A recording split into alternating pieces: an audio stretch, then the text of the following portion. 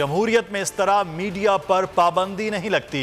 शहबाज हुकूमत की जानिब से सहाफ़ियों के खिलाफ मुकदमात पर इमरान खान बरस पड़े। कहा, इमरान रियाज, अरशद शरीफ, समी इब्राहिम और साबिर शाकिर पर केसेस बनाए जा रहे हैं। बोल न्यूज़ और शुएब शेख को भी झूठे मुकदमात में फंसाया गया। मुल्क को हकीकी तौर पर आज़ाद कराना है।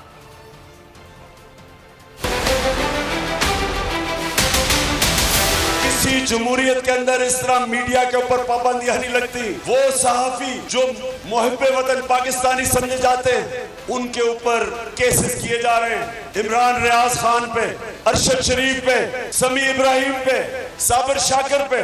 बोल टेलीविजन उसका जो शुएब उनका जो हेड है, उसके ऊपर केसेस। अपनी कौम से आज ये कहता हूं कि जो ये हो रहा है आज मेरे मुल्क में, जमहूरियत को नुकसान, माइशत तबाह, महंगाई, अमेरिका की गुलामी, इदारों की तबाही, बड़े बड़े चोर अरबों रुपए की चोरी करके एनआरओ चोरी माफ।